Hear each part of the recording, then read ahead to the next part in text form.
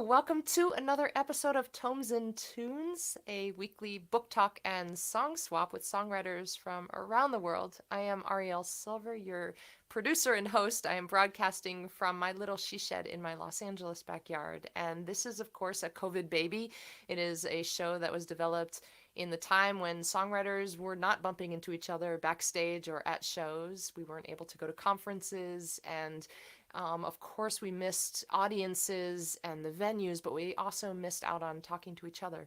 And so right at the beginning of the pandemic, I was sitting in my little she shed right here and looking at my books and thinking, man, I would really like to just bump into a songwriter right now and talk and play some songs. And that was the way the show started. So here we are, the 83rd episode, I think, 82nd, 83rd.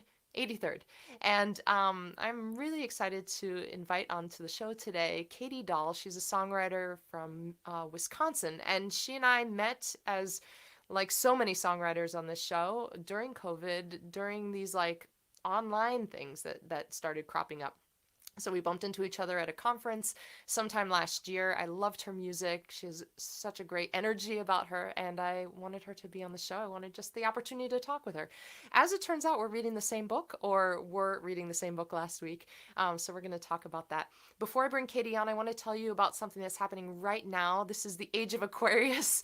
The Aquarian season started, I think, today, January 20th, which is when this show is live, and in honor of that, I am an Aquarius baby myself, and so I am wanting to just do something special. Last year's birthday just kind of ran past my sweetheart, and I literally got in the car and just drove around Beverly Hills to look at all the fancy shops. That was what we did for my birthday, from the car.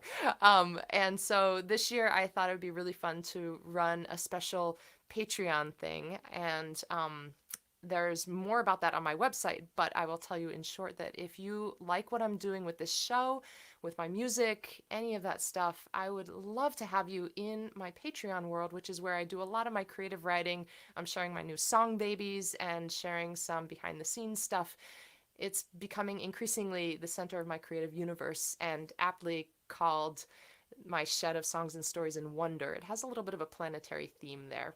In any case, for everybody who is part of the Team Venus and Up, the $5 level membership, I'm going to send a one-of-a-kind, well, not one-of-a-kind, but limited edition enamel pin. I'm really excited about these pins. So more about that later, and with no more delay, I'm going to bring on Katie Dahl. Hi. Hello. Hi.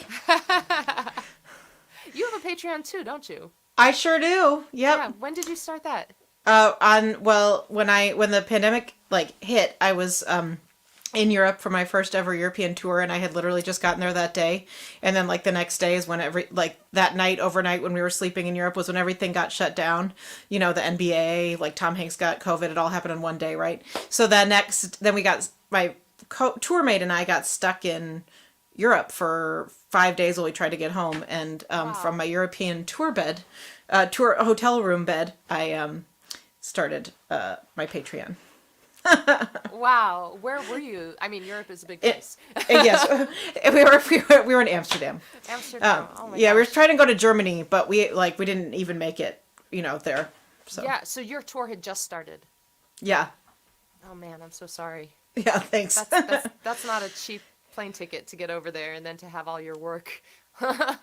Well, and then it was $1,000 extra to get home too. We could find it. It was really expensive to get home because flight. Some people paid $20,000, for flights back to the U.S. at that point. I mean, I didn't, but Wow. Did you Crazy. think for a minute or during those 5 days, like there are two Katies, one Katie that gets on the flight and goes back home, and the other Katie that becomes a European? Did you consider that? Well, I felt that my husband slash the father of our 5-year-old might not be pleased if I decided the Katie who stays in Europe was the Katie who won.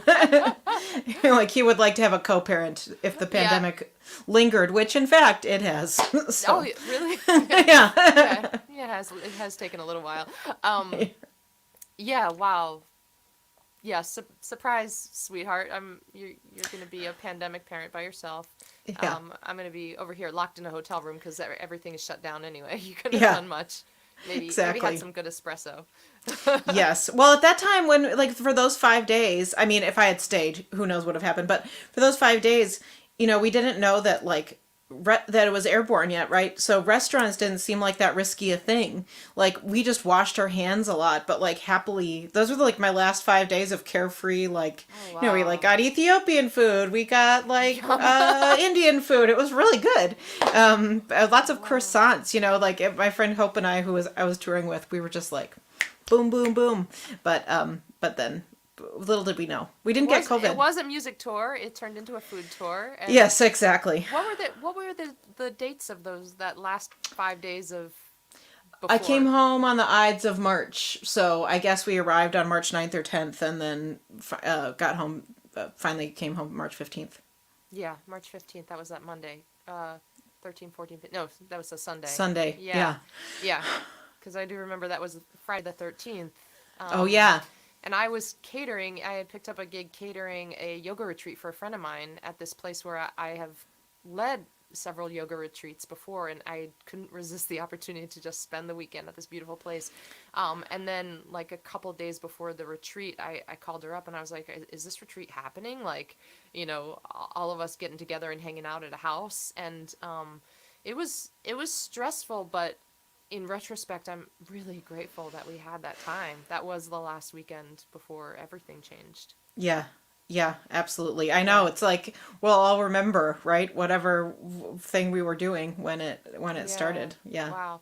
So, you came home, you got home that weekend, and how did your life change, other than just a tour cancel? Um, Well, I quarantined for a couple weeks, Yeah. 2 weeks, and so that was, such a strange time to be alone, right? Like, Mm. because Yeah. everything was so scary. Yeah. So then we stopped. Our son had, was in preschool, and we stopped sending him to preschool for a couple months, and I had a lot of shows scheduled that were suddenly you remember how it was, like it was like well, what if we can't do gigs for a month? I remember Hope and me saying to each other in Europe, like, what if this lasts for a month? And so we canceled a lot of stuff. I started that Patreon page, and I started like doing live streams, learning about those, and like everything just changed and has permanently changed, and not all in bad ways in my life. There's just Yeah. it has affected everything, as I'm sure it has for everyone. Yeah. Yeah. How about you? Um. Yeah. I think on an emotional level, that was where things significantly changed. For that time period, I just look back on that time period. It was quite beautiful, the way that my sweetheart and I go for bike rides around town at night. We light up our bicycles and just, you know, bike around our neighborhoods. And people started putting our Christmas lights back up in March and April, and Oh. just hanging reindeer and you know, blinky lights, and it was really sweet. It was just so sweet. I mean, you would end up on, here, living in Los Angeles, right where a lot of the movie production studios are, there are a lot of you know, lighting and set designers and, just like movie people around here. And Mm-hmm. so, the holiday season can, in pockets, get really extravagant and just awesome, like set design. And that was happening. And, the weather here, of course, is, you know, pretty beautiful at that time, anytime, more or less. Yeah. And, so, also folks were rolling out bed sheets on the side of their house, and people were setting up lawn chairs and watching movies together, and, with like lots of distance between them. And it was such a, it was this like beautiful, really tender time. Like, you don't get times like that are like very frequently, I don't think, when there's just a universal feeling of fear and sadness and grief and confusion and anger, and then just like this coming together, and like, people smiling and saying, hey, like, I hope you're doing okay. So so I think, on the emotional level, that to me is what stands out significantly. I was already working from home at the time. The yoga studios where I taught closed, of course, and I started teaching yoga on Zoom. A couple of months later, my sweetheart and I opened up an online yoga studio, and we literally teach 6 to 7 days a week, each of us. So 12 classes a week, sometimes 13. Me from the shed, and him from the house, and so that happens. I teach a university as well, and those classes went online. So everything went online. So basically, the main thing that changed is that I've been in this 10 by 12 shed for 2 years now. Yeah. Right. Yeah, and then of course, like, it's gone on for so long. So I know a lot of people have started traveling again, and visiting family, but I haven't really left any. I've done some short tours up to the Central Coast, and south of us to San Diego. But I haven't gone back to the East Coast. I haven't seen, many friends or family during this time. Mm-hmm. Any family, actually. Yeah. Yeah. So. Crazy I don't know. time. I know. It's like just a couple of moments of just like shaking head and closing eyes, and like, Yeah. Didn't see that one coming. I'll tell you something that you know what? Actually, well, I'll stay with that thought. I'll tell you something that I didn't see coming, which is that I've had this like roll of paper up on my bookshelf here, and I haven't looked at this roll for a while. Something compelled me to pull it down. I wanted to use the paper. I couldn't remember if there was something on it, or, as it turns out, one side is used and the other side was open, so I could use it for what I needed. But I unrolled it today, and apparently when I built this shed, I was telling you that I had quit music for a long time, and in 2018 I built this shed, and I didn't exactly know why I needed it, but I felt really strongly that I needed this room for myself, and something was going to happen in it. And as I was trying to figure out what was going to happen in it before I came back to music, I was brainstorming about a podcast, which strangely, this is what has happened out of COVID, this show, right? Yeah. So I pulled this down, and apparently it was like a lot of brainstorming of like I was drawing my way, if you could see this. Oh, wow. Drawing my way through ideas, like, what is this podcast about? And I came to some questions on here, and I thought, I want to ask Katie a couple of these questions. So maybe first let's start with a song. Okay. And then I can maybe ask you some questions from this Fun. roll of paper that I was thinking about years before I met you. That sounds great. Okay. Do you want me to play? Yes, please. Okay. You play a song. Well, now that we've been talking about the pandemic, I'll play I wrote this song in that 2 weeks that I was quarantined. I started writing it on the plane home from Europe, actually. So you guys, you people listening, did you catch the fact that she was on tour in Europe? It got totally canceled, and in that time, she launched a Patreon. She wrote a song. She somehow ended up, like, while all of the rest of us were lying on our beds crying. Okay, Katie, you're a woman of action. Thank you. All right, here we go. This is called I Already Knew.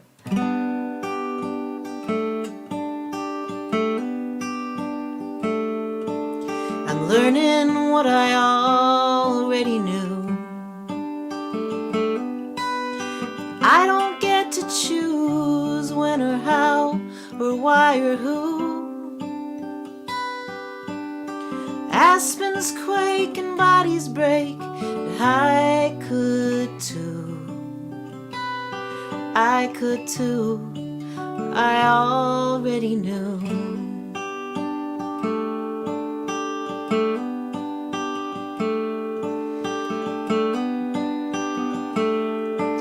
The in and out is all we get to keep. Nose to throat to lung to heart to blood to rosy cheek. Days go by in minutes, the hours last a week. The in and out is all we keep. And we all gotta wash in the stream. Not one of us is pure, not one of us is clean. Every one of us is pure, everyone's a holy dream washed in the stream.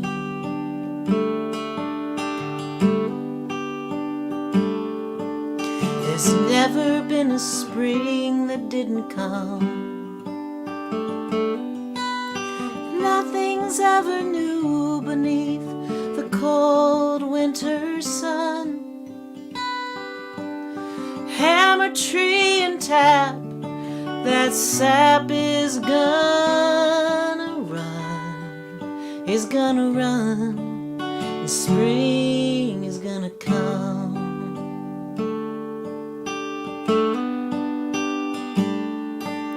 I'm learning what I already knew. All the mighty millions are really just the fragile few. Empires shake and bodies break. I love you. I love you. I already knew.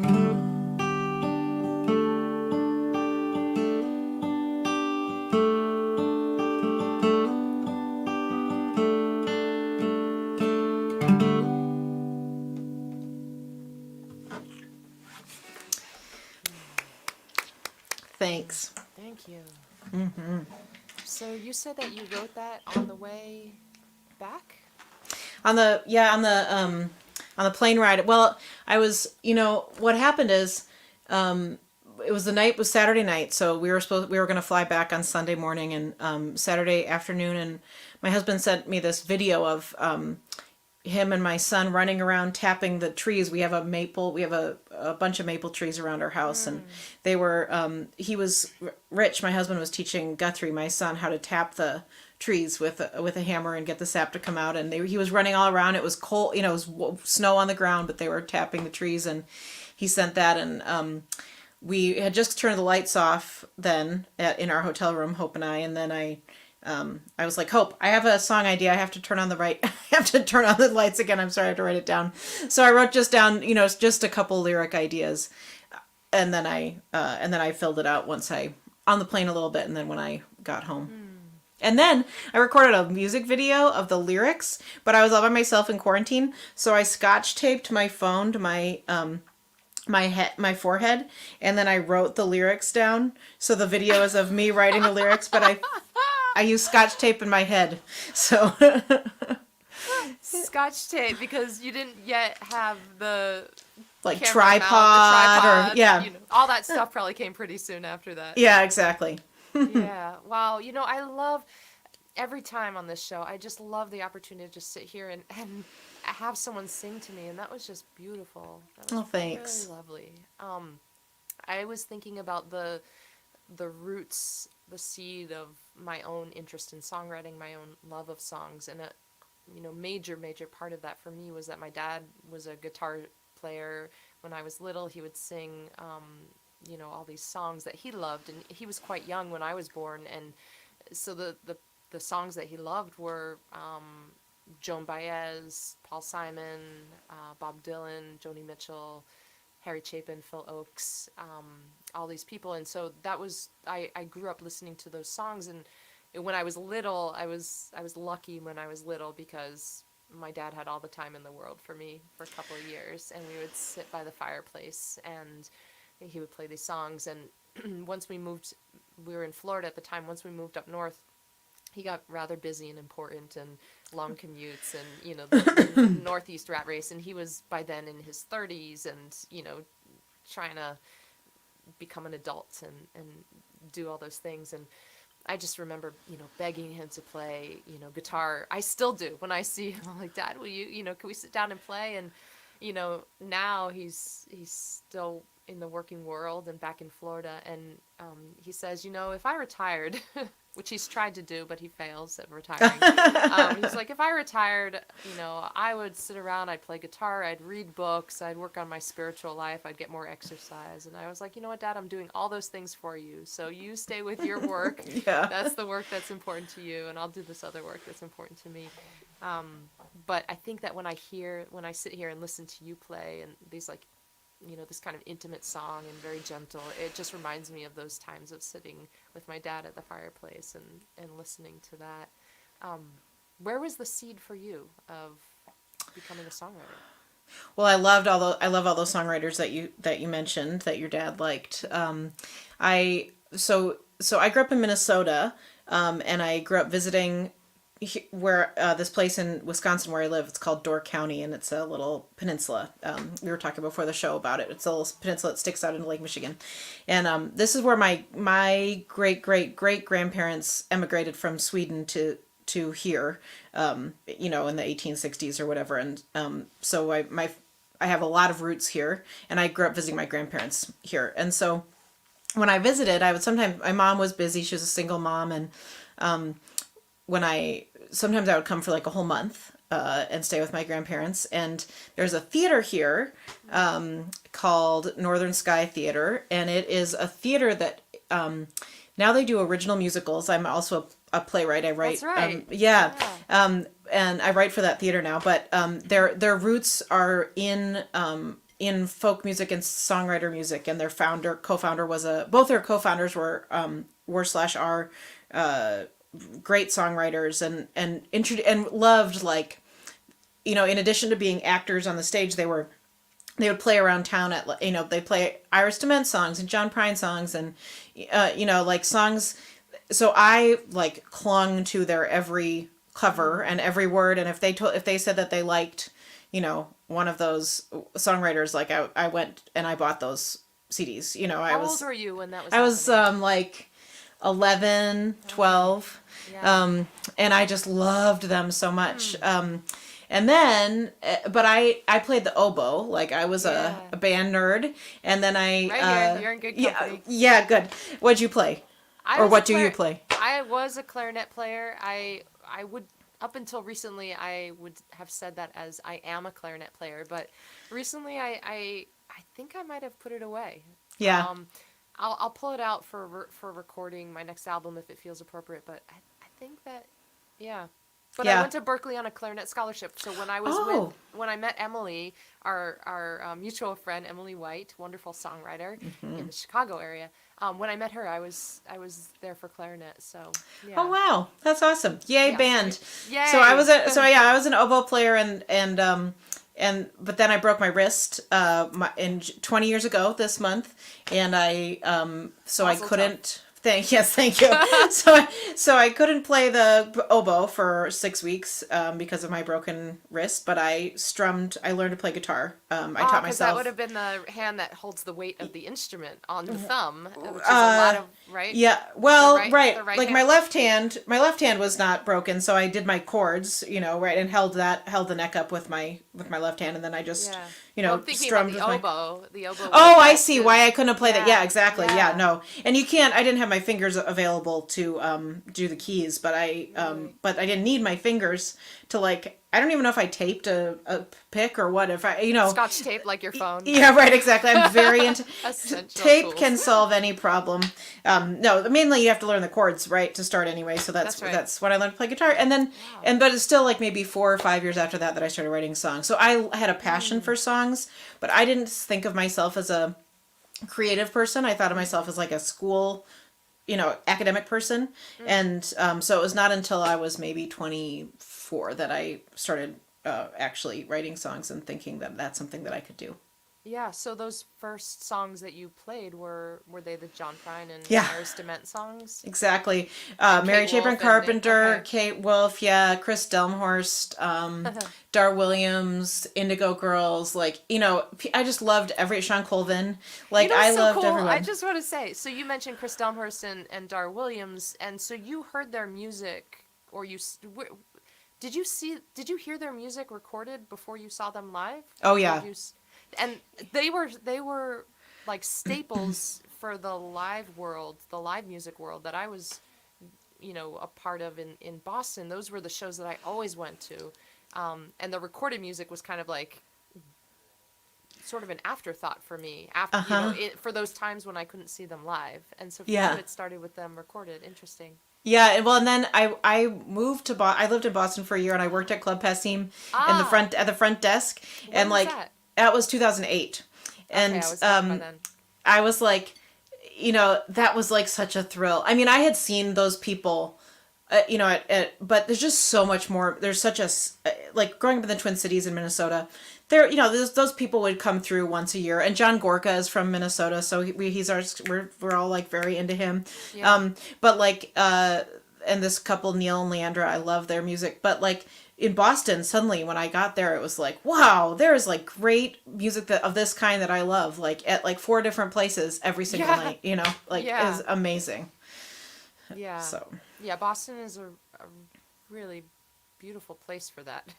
yeah, And I haven't been there I haven't lived there for a long time now, but when I lived there, Club Passim, the Cantab Lounge, the Kendall Cafe, the Paradise Lounge, Toad, Lizard Lounge. Yeah.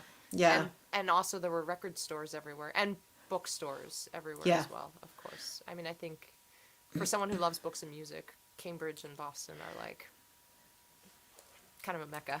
Yeah, 100%. Yeah. Okay, wait. I'm going to ask you a question from my Oh, good, from your paper. from my role. And I just discovered this today, so I have to refresh my memory here. There's some really good questions here, but I want to ask you this one. So you said that Okay. you were more of an academic person, Yeah. and it took you a while before you thought of yourself as a creative. What was your interest in academics? I was an English major. Okay. Yeah. I wanted to be an English professor. Welcome to Tomes and Tunes. Thank you. We're going to talk about books. Yeah. Okay, what are your youngest memories associated with creative expression? Well, I remember drawing my twin passions of horses and Ernie the Muppet a lot. I drew both of those things. I remember in particular, like times I must have been younger than 5. Now that I have a 5-year-old, I sort of like can place memories in like, oh, that must have happened before I was 5. I sort of have this like, I have my finger on the pulse of what it's like to be 5. Anyway, I have this memory of drawing like a perfect picture of Ernie. To me, it was the most perfect picture that anyone had ever drawn. It was a perfect likeness. It was a photograph, basically, and also of a horse. Like it was like an amazing, just realistic picture of a horse. So those are my earliest memories. Is like my extreme skill, which I'm sure was just perceived at drawing. Was that with crayons or was it pen and ink? Great question. I think the horse was pencil, and I think that the Ernie was either marker or crayon. Yeah, because I'm thinking Ernie, you really need the orange for It that, can't right? He's really be Ernie orange. without orange. Yes. Orange face, Orange face and like black or brown hair, right? spiky. This kind of shirt. Like Ernie, this is a very Ernie outfit, right? Like I basically like have not moved on from Ernie. Wait, but not Bert. You liked Ernie. Yeah, I mean I like Bert too. I just, I my artistic skill lent itself better, I felt, to Ernie. I don't know. Ernie's a little more playful, Yes. right? Messier, Yeah. Bert's a like little bit more like rules. He's a stickler for rules. yeah, that's probably I really am like Bert then is who I really am like, but I'm like much less fun and open and playful than Bert than Ernie is. So I think so maybe I was drawn to Ernie though because he was more different than me. Right. Maybe he balanced you out. Yeah, Your exactly. natural tendency. Exactly. And did you ride horses or did you just love horses? Much to my chagrin. I mean, I got to go to like horse camp for 1 week or something, Oh. but yeah. No, I just wanted to. I love the movie National Velvet. Did you ever see that movie? I don't think so. Yeah. Highly recommend. Okay. Yeah. We're making our way through Little House on the Prairie again here in our household. The books? We have done the books, but the series. We just The last night TV watched series? this series, with Melissa Gilbert, Love of My Life. Yeah. Yes, loved and her. Michael Landon, Yep. Dreamboat. Yeah. Yeah, totally. Yeah. We just watched, I don't know if you remember the episodes, but we just watched one with a raccoon, Jasper. Laura's doll gets broken right at the beginning of the episode, and it's not exactly Mary's fault, but sort of, and so Mary wants to make it up for her, and so brings home a baby raccoon, which of course is a wild animal, and Pa's like, no, not a good idea, and the kids are, campaigning for the raccoon, and, he's kind of worn down the way that parents get worn down from kids, and, it ends well, of course, because it's Little House on the Prairie, but, yeah, lots of lessons to be learned in that episode. I bet. I one time when I was in high school, Karen Grassley, who plays Ma, That's was in a production of the play Wit in the Twin Cities where I grew up, and that's a play about a woman who dies of ovarian cancer, and at the end, she dies, and she like that moment is portrayed by her completely stripping naked. So like Karen Grassley. I remember being like, yeah, like, Ma, what is going on? I was like 14, like, so I've seen Ma naked. Yeah. Mm-hmm. That's a statement right there. Yeah. Okay, so Ernie and horses. Yeah. Mm-hmm. Well, another question that I have on here, and this was, like I said, just me thinking about what I might one day want to do as a podcast producer and host. And so the question that I ask here is, what are you currently reading? Which, of course, plays right into our theme here, Tomes and Tunes. What are you currently reading? Well, what I'm currently reading is The Dutch House by Anne Patchett. Yeah, have you read it? I have not read it. I love Anne Patchett. I love her so much, and I almost hesitated to read this book because I just feel sad whenever there's one fewer Anne Patchett book for me to read in the world. But I'm loving it so much. But before that, I did read this book, Saved by a Song by Mary Gauthier, which I know you also are reading. Got it right here. Ah! How funny is that? So funny. Oh my gosh, I bought this. Yeah. From Parnassus Books, which is Anne Patchett's bookstore. In Nashville. Yeah. Wait, that was an interesting little bing. Boom. Yeah. So why did you... Okay, when you were in that bookstore and you bought Saved by a Song by Mary Gauthier, is that the only book you bought, or did you buy other books at the same time? Well, I bought this online from Parnassus Books because, but when I went, I recorded my last album in Nashville, and after we were done recording, I went to Parnassus Books, and Anne Patchett was there, and she was stocking shelves, and I made my husband, I was like, Rich, you have to get her attention for me, and he was like, no, it's your job to get her attention if you want to talk to her. I was like, so I did get her attention, and she was like very generous, and she took me back to the backstage, that's a music term. She took me back to the back room. The stock room? She signed a tote bag for me. Oh, great. So, yeah, so I bought some other books. But anyway, I bought this online at Parnassus. Oh, okay. Via Parnassus Books. So she signed a tote bag for you, and so you of course had to fill it with books. That was clearly You're required. probably gonna do it anyway, but Yeah. but I Yeah. love that plug for buying online from her shop. Yes, Um, totally. and did you buy other books at the same time, or was it just a single purchase for this When particular I book? bought this, Yeah. that's a great question. I have gotten into a bit of a like buying jag of books during the pandemic. Like whenever I see one that seems interesting, I feels like the pandemic will never end, and so I just keep buying books as if like I will have time, not that I have time now that much to read, but like in my vision of my life, time stretches before me and I can read Yeah. all of these books. So I don't know what I bought with this. Maybe Fun Home by Alison Bechdel. Oh yeah. Yeah, I that's sitting on my shelf and I want to read that too. So I think maybe I bought that at the same time. I'm gonna share with you this mantra that I have started saying to myself over and over again since the beginning of the year. There's a little melody to it as well. The words are, "There's time enough for everything." There's I time love enough for that. everything. And so all of those books that you're buying, all of that, there's just time enough for everything. And I was thinking about that. I'm reminded of that mantra every single day when I'm making the bed, because usually I'm like, or oftentimes I'm rushing to like, oh, I've got this, meeting or whatever it is. And I'm like, you know what? It only takes 2 minutes. There's time enough for everything. Make the bed, and I'm just breathing, because when you're singing, of course, you're like breathing, and Yes. time enough for everything. And I was thinking about this mantra just this afternoon, and realizing that I'm actually a little more productive right now with this mantra in my mind than I might have been otherwise, because I think when I think the other thought that there's not enough time, it creates a certain amount of anxiety, right? This like, and my breathing gets more shallow, Yeah. and my thinking is not as clear. I'm just Yeah. not as efficient about whatever it is I'm trying to do. And when I have this other thing in my mind, there's time enough for everything.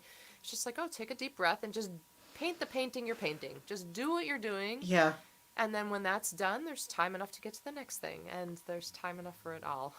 Yeah, that's so true. Like I went on this writing retreat in November, and I had like 6 days by myself in this Airbnb, Oh, nice. and that was amazing. And my therapist said to me at the beginning, she's like, I hope that you can like try not to have productivity goals for yourself. Like I know you have writing goals, but I hope that you can try not to have like expectations of yourself for this time and just let yourself do whatever you need to do in the moment.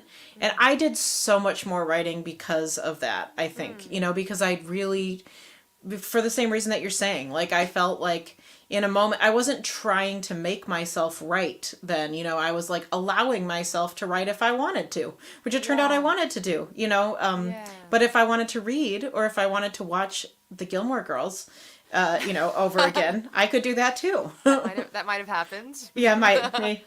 What were you working on? I'm working on. I was working on songs for a new album. I'm coming to your state, in fact, to Yay. the Bay Area to record a new album in March. Oh. So working on songs for that, and I'm working on a play, a musical about midwives and moonshining in Prohibition era Wisconsin. Ooh, that sounds interesting. Yeah, Both projects. yeah, those are fun. I mean, it Yeah. is fun, slash stressful, slash great. Yeah, There's time enough for everything. yeah, that's right. There's time enough for everything. So why did you buy Saved by a Song? Why were you interested in that book? Well, that's a great question, and it's got a lot of layers. I first was introduced to Mary Gauthier's music. So if you don't know, folks, about Mary Gauthier, it's spelled Gauthier, right? Gauthier, and she's a songwriter. And I was first introduced to her maybe on like a mix CD that someone made for me. I think it was 2006. That's I very think quaint. isn't it? Oh, Yeah. I know. I love them so much. I think somebody put Our Lady of the Shooting Stars on a mix Oh, CD yeah. for me, and it wasn't like immediately my thing. I was not immediately like, oh, this is the best, but I was intrigued, and I then eventually heard Mercy Now, which is sort of her P.S. de Raises song. You know, it's like the song that most people would know by her. Yeah. And I was so stunned by that song. And I, since then, have seen Mary at like different Mary. We're not on a first name basis. I have seen her though at different like conferences and shows, and I am always struck by her devotion to vulnerability and honesty, and that is something that I am really seeking to cultivate in my life and in my writing, and I'm working on being as vulnerable and real as possible. And so I felt like this book would be like right up my alley, and it totally is exactly what it was. You know, it was all about that. I love that you use the word devotion. In what context did I just say devotion? You said that she's totally devoted Oh, to, yeah. and I've been thinking a lot about that word because we are all devoted to something, but whether or not we consciously recognize that devotion makes all the difference in the world. You know, are we devoted to protecting our egos? Are we devoted to being right? Are we devoted to not feeling whatever it is that we're feeling? Or, you know, that's on the, you know, it's like we're all kneeling at the altar of something, and we're all devoted to something. And I think that truth is a really important, very difficult thing to be devoted to. Yeah. I mean, there are layers of truth. You know, it's like you could just not be lying. Yeah. You know, and that's sort of a surface, you know, level, and then, you know, just allowing things to kind of just scraping and pulling away. I think of Alberto Giacometti, the sculptor. I read once that, you know, he was trying to get whatever was in the clay out, so he would just start pulling the clay away to make his sculptures, and, you know, sometimes the whole thing would just disappear under his fingers. And I think that sometimes we're afraid about getting to deep truth, afraid that something will just disappear if we reach that. But I actually don't think that or I mean, if something disappears, what disappears is all of the false layers. Yeah. I think that's totally right. And I think I live in this, where I live, it's kind of it's a tourist destination. Like people from Chicago, people say it's the Cape Cod of the Midwest is probably the easiest way to like have normal people understand. To have the Midwest always described in, you know, in like relation. Yeah, it's like we're the third coast. We're not actually a coast. But we're sort of like, you know, or it's like Cape Cod, but yeah, people like to say, well, I think Cape Cod is the Door County of the East. You know, people say things like that. But anyway, like I live in this place where a lot of tourists come. People are on vacation, and for a long time I made my living playing a lot of gigs that were possible because of that ecosystem, you know, like that economy really, like and I played a lot of restaurants where people were either listening or not listening, but if they were listening, they like wanted to hear my songs about Door County, and like you know, like and they're on vacation, so they're looking for like fun, you know, they're not. And I think I got a little bit off. Think I got a little bit too worried about like keeping people happy. Yeah, making them feel good. Yeah, when actually what I value most deeply as a listener, like, and when we were talking about those songwriters that I love, I would always like the upbeat songs would come along on any of those records, and I'd be like, ugh, skip. You know, like I am a lover of the sad, real, vulnerable song. That's what made me love songs. And so I think I had sort of deviated, and I'm working with this producer, Julie Wolfe. Do you know her? Yeah.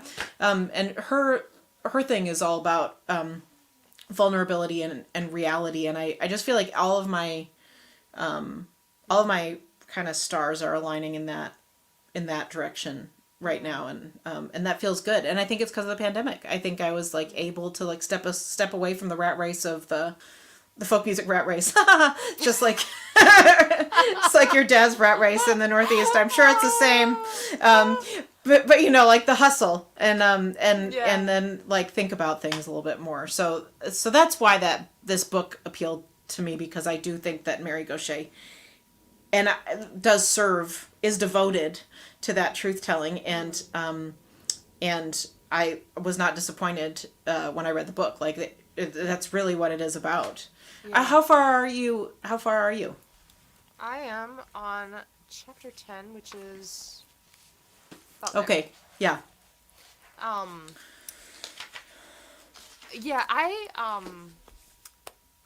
think I said this recently on this show. I've probably said everything that I have said. I mean, we're in the 83rd episode. I haven't heard it. I don't know. But I really love memoir. I don't really love celebrity biography, generally speaking. I'm not interested in famous people telling me about, what hotel, where, I don't know. Like, I'm not that much of a history buff, I guess. I'm not typically that interested. Now, there are exceptions, of course. I recently read Jules' memoir, Never Broken. And I loved it. I loved it because it was not so much that kind of... It wasn't a celebrity biography. It was more like a memoir. And Mary Gauthier, I think,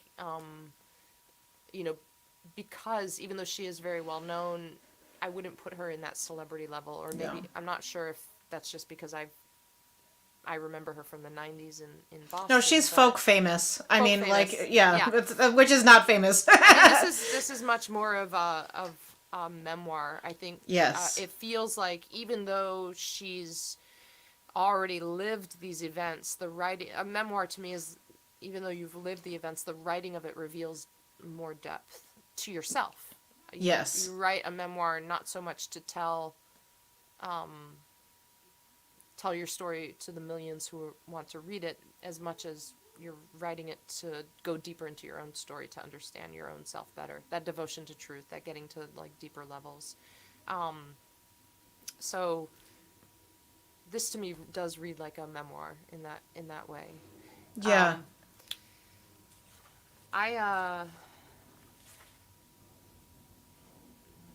I'm finding the part about the orphanage in New Orleans to be interesting, very interesting. I feel like I could even go deeper, on an emotional level. Have you listened to that record? I haven't. I've been meaning to now since I read the book. She has a. So those of you out in, who aren't reading the book, basically, Mary Gauthier was adopted as a 1-year-old, and spent her first year in a orphanage.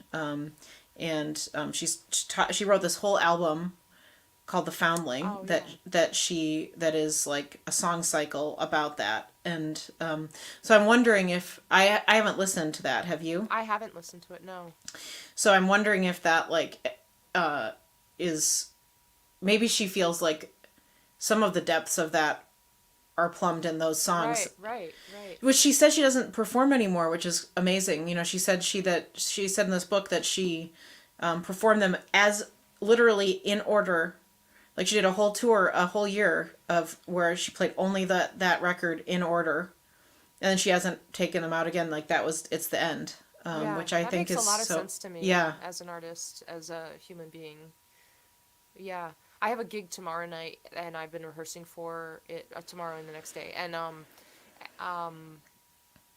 I pulled out some songs from my second and third album that I haven't played forever, and I haven't wanted to play them for a really long time, and all of a sudden, just this week, I'm like, yeah, I feel like there's this past of myself that I want to welcome back into my present self. But for many, many years, I didn't want to. And these songs were all just about, heartbreak in my 20s or something like that, much, much different than, spending the first year of your life in an orphanage that, according to this book, it was overcrowded. There weren't enough nuns and nurses to hold the babies, so they were reaching out to the community. They needed people to just hold the babies, rock them, and love them. Yeah. That's got to be a very, very impactful first year of life, in a situation like that. Yeah, and I heard Mary Gaucher in conversation at Folk Alliance right before the pandemic in New Orleans. Oh, And I was there too. oh, you were there. Oh, Yeah. cool. Were you at the Mary Gaucher and Powers I wasn't interview? there. I Oh, wasn't. wow. Wait, how is that possible? But I wasn't there. I don't. But you know Okay. what? I was sick, Oh no. and I was trying not to be patient zero. Yeah. You know, so that might have been why. Yeah. Okay, yeah. So at that Folk Alliance, it's we probably passed each other, stood next to each other in a elevator. I hope I didn't get you sick. Yeah. Yeah, I hope not. I didn't think so. The Mary Gaucher and Ann Powers were talking about this book. Ann Powers is the NPR music Yeah. critic, and Ann Powers is an adoptive parent, and Mary Gaucher is an adopted kid, and it was the first time that I don't have adoption in my family story. But it was the first, so I haven't thought about it very deeply. And Mary Gaucher, their conversation was so interesting. Ann Powers said it was really hard for me to hear you sing those songs. Like, it's really hard because Mary Gaucher's thing is an adopted kid's life starts with a huge breach of, with a primal abandonment, Yeah. and you have to like know that and acknowledge it and work, and I think that is, I think our whole mindset surrounding adoption is, we're learning as a society how to be more aware of, of all that, and less like, oh, it's great. No, less, savior. yeah, right. Less savior narrative and more like, let's talk about the reality here. And it was really interesting to hear those two people from different perspectives. Ann Powers was amazing to me. I mean, she said she was really self-aware about. She's like, I found myself feel really resistant to this, and you helped me a lot, and it was really interesting. So I thought a lot about that when I was reading the book. So Ann Powers adopted a child. Yeah. I have a writing mentor who is just starting to write about and talk about the fact that she gave up her child for adoption, her first pregnancy, and she's just at this point in her own history, and I think she's in her 50s or 60s, starting to really dig through the layers of that, and you know I've been seeing her posts on Twitter, for example, and she's wanting to connect with kids who, or adults, but who are adopted as children, and just like, I don't know, come back into that, not so much like I gave my child away and that was the end of that story, but come back into the center of the story and understand the complicated levels of it. Yeah. That is so interesting, and it's so amazing to me. Like, when we don't have sort of cultural frameworks for talking about different things, the people who are really trailblazers, just in terms of our discourse, are so impressive to me. And it strikes me that Mary Gaucher really had to do a lot of trailblazing, like as a gay woman, and as a who sort of like, it seems to me, can't be like, her comfort with her sexuality was sort of hard won, and took a while. She gets, after Where You Are in the book, she talks about going, I think after, have you gotten to the part where she goes to relationship addiction rehab? No. Okay. Yeah, okay. Well, that happens later, and Okay. and so I'm impressed by, it takes a lot of bravery and self-trust to sort of think outside the things that our society has, the ways that we talk about things, and Yeah. I am impressed by her on that front. You know what? She is a trailblazer on so many levels. And I sometimes wonder if, when you are outside of the primary cultural narrative, on one or two fronts, it actually makes it a little bit easier, or at least it helps you to be a little bit braver about other fronts. Like, Yeah. as an adopted child, as someone who has recovered from addiction on various fronts, as a woman who left her career as an adult and embarked on a new career as a songwriter. All of these things are kind of outside of, not outside of common experience, really, but just outside of commonly talked about experience. Yeah. Yeah. Yeah. Yeah. Absolutely. Oh, And then awesome. when your goal is talk about things in a real way, then that really Yeah. pushes you.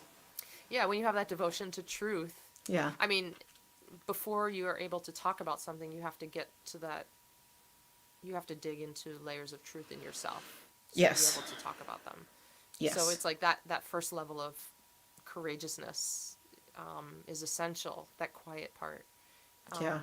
I'm also reading right now David Whyte's. The poet David Whyte has a book called Three Marriages. I'm trying to remember the subtitle, but it's something about relationship, vocation, and self. And he is a beautiful writer, deep thinker, and he talks about whether we recognize it or not, how we're avowed to, maybe our beloved human, or at least the idea of finding one, or, the loss of that person, wherever we might be in that place, but that we're also avowed to our vocation and to our self, capital S self. Um, and so I'm reading these two books kind of at the same time and thinking about these layers, but he talks in that one about how all of the wisdom traditions, all of the major religions, they all have silence as part of the practice, or some kind of like turning inward, this prayer or meditation, something like that, where you're just in communion with yourself or higher self, or divine being, whatever it is that is in your practice, and how essential that is for living. And meanwhile, we're in a community or a culture where so much is about output and entertainment and chatter and reaction, rather than just thinking about things. And so I guess Mary's, I'm now thinking that one of the miraculous things about a book like this, or any memoir that digs inside like that, is that this is just like the outward facing part of the work that's been done. And the work that's been done is like, first, like that silence, that that deep internal work, and then you have to figure out how to put it to language, and then put it to language in a way that can be heard and received by another in the way that you most intend it to be heard and received. Yeah. Yes. Absolutely. Absolutely. I feel like I have started sort of like regular therapy for the first time in my life. My mom's a therapist. I have gone like periodically before, but I've in the last year started going for real, and I have to say, like, I love it. And it is so much freaking work. Like I'm like done, and I'm like, it's like your job. Yeah, seriously. It's like I am exhausted after a therapy session. It is a ton. It's a ton of work, and it's like, and it goes on then all week long too. Like as you're like integrating and working. Yeah. Yeah. Good for you. Thanks. Bravo. Yeah. Thanks. Well, we're coming up on the hour, and I want to hear some more songs. Will you play one more song for us today? Sure, I will. Let's see here. Maybe I'll play this one, since we're talking about honesty and vulnerability. Maybe I'll play this one that I think is the reason that you asked me to be on this show. Well, I know what song you're gonna play now, and I'm so happy to hear it. But good. I just, beyond the song, I could just tell that I wanted to hear more of your songwriting, and I wanted to have a conversation with you too. Yeah. I'm enjoying it very much. I would talk for another hour. But someone's got to make the macaroni and cheese around here. Yum yum. Yeah. So I wrote this song in October, I think, and in theory, the name of my it's not really gonna be the name, but the working title for my new album is Things Katie Dahl Finds Hard to Say.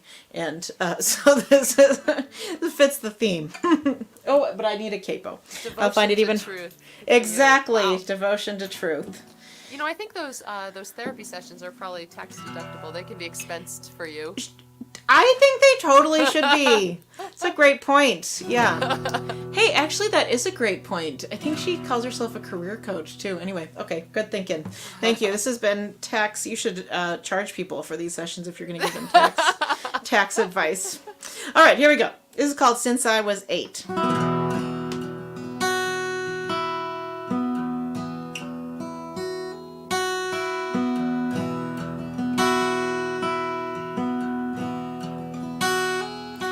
I've been trying to lose weight since I was 8. 'Cause I saw a picture of myself jumping into the lake.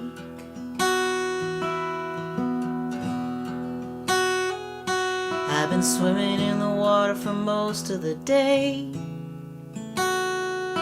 Now the sun had set down most of the way. Big orange balls sinking into the gray. Me just jumping into the waves. I threw the picture away.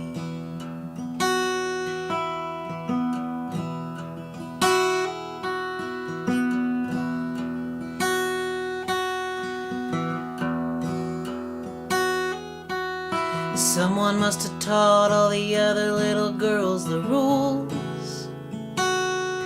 How they can eat their cake and have this too.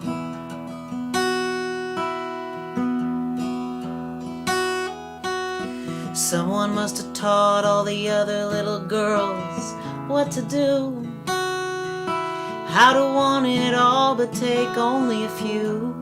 How to act flat and thin and new. Except that all the other girls seem to feel bad too.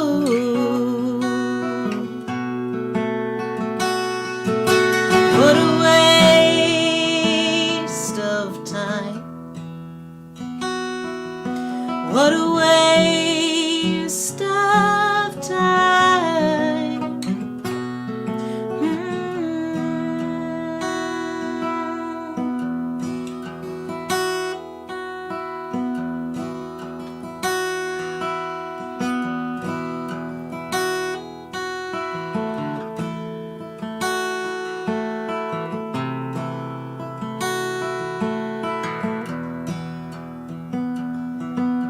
I'm not the kind of girl who cares what anybody else might say. I only hate myself a few dozen times a day.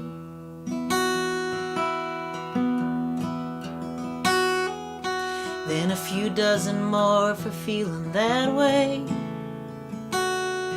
Get hit by the bullet and the ricochet. Game's rigged and I don't know how not to play. I just want to learn to say, hey, not today. It's a waste of time. It's just a waste of time. It's just a waste of time. It's just a waste of time. I don't have that kind of time. I don't have that kind of time.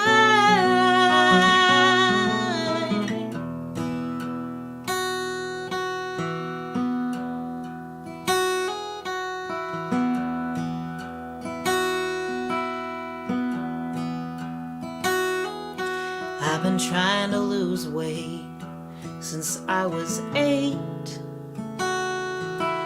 'Cause I saw a picture of myself jumping into the lake.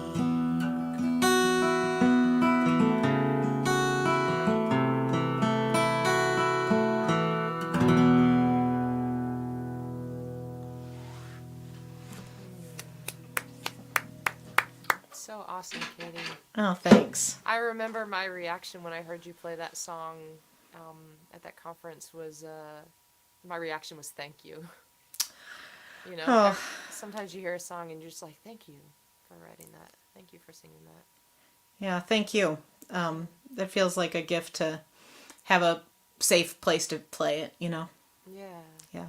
I also want to say that you have a wonderful voice. I'm such a song lover, you know, and I focus on the song, but also you have such a lovely voice. Oh, thanks. Yeah. I want to see what this comment says. When I think about all of the wonderful people you have introduced so many, my gratitude is huge. Katie is an awesome example. Thank you both. Thanks, Susie. So there we go. And here we go. Some claps. Thanks, Justine. I guess I'll take us out on this song. Let's see here. Well, I'm debating in my head which song to play because I remember you saying upbeat songs are not your thing. Oh, no, I like that. I mean, whatever. You play whatever you want. You do you. Yeah. You know, but we were talking about the pandemic before, and this. So unlike you, who somehow were able to impressively process what the hell was happening as we were in the middle of the apocalypse. For me, it takes quite some time. And so as soon as COVID hit, I, like also a woman of action, kind of hit the ground running and did other things, like, you know, created this show where I could talk with other songwriters and hear them sing. And I don't think I wrote any song from the beginning of COVID through the rest of 2020. And then as soon as the calendar flipped, I felt this great sigh of relief, even though we were still in the middle of it, you know, and gosh, there was a lot going on, you know, in the United States on a political front. There were just so many things that happened in 2020. And even though, of course, things don't stop happening. You know, it's a complicated world and layers of activity all the time. Somehow when I flipped to 2021, I was able to start writing again. And so this is a song that finally came. The situation of this song was that I was sitting here in the shed after a year. Oh, I'm getting an echo now. Well, my earbuds died. I'll mute myself. You keep talking. Let's see, I'll cancel that echo cancellation. That should be better too. Okay. Yeah, there we go. And you can hear me, right? Yeah. Okay. Oh, and I can hear you. Fabulous. So I was sitting here in the shed and I had not written a song for those first, 9 months of the pandemic. And then the calendar turned and I'm sitting here in the shed reading an article about an event that's going to happen in 2029. Also on a Friday the 13th, incidentally, in April of 2029, which is that an asteroid is going to come closer than any asteroid has come to Earth. And this was, of course, before that movie came out, which just came out, Don't Look Up, which is all about an asteroid coming very close to Earth, in fact, hitting Earth. But this song, I sat here in the shed and I felt this panic rising up in me, like, oh my gosh, 2029, we have to start preparing for this asteroid to come very close. There's going to be a disaster, possibly, or maybe not, but what should we do? And I found myself panicking, and then I just had this, like, come to Jesus moment, like, here I am sitting in the shed as I have been for the last 10 months, because we are in the middle of a pandemic, which is arguably the worst experience many of us could have imagined, not just the health crisis, but the economic crisis and all of the fallout that's come. And so as I put those things together, this song is what emerged. It's called Asteroids and Chaos.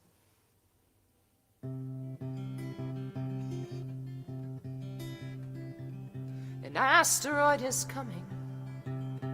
I read it in a magazine. It's gonna come incredibly close. Tall as the Empire State Building. Chaos on the doorstep. I tell you we should hide stockpiled jars of jelly. Clean the sleeping bag, stock up on wine. You say this could be our big chance. Hot glue and cardboard boxes to Together we can build a rocket, and we can launch a rocket to the sky.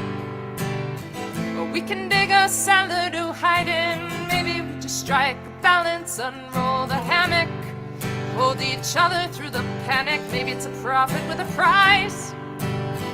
Hark the herald angels singing when the rocket of the cosmos sways us. Love will save us from asteroids and chaos.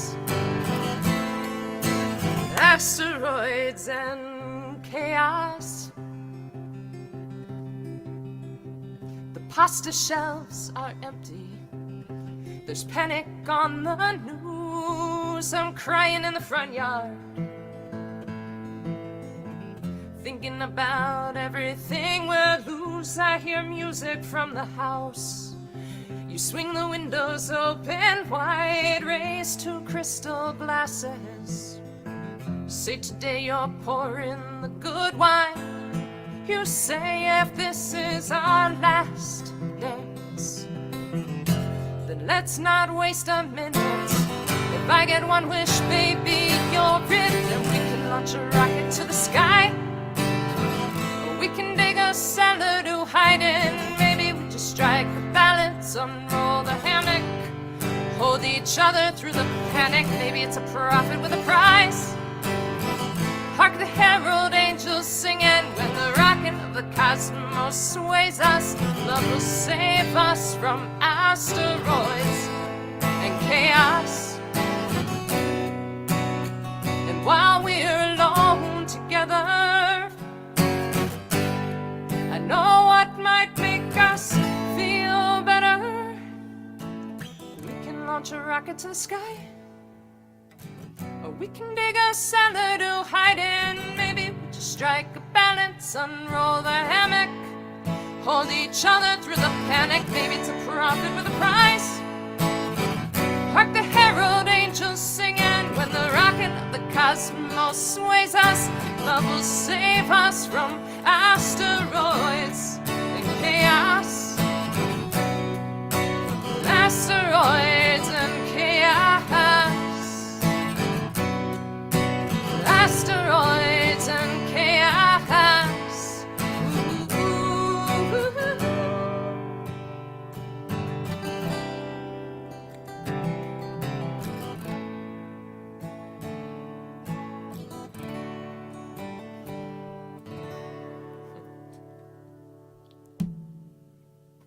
Yay!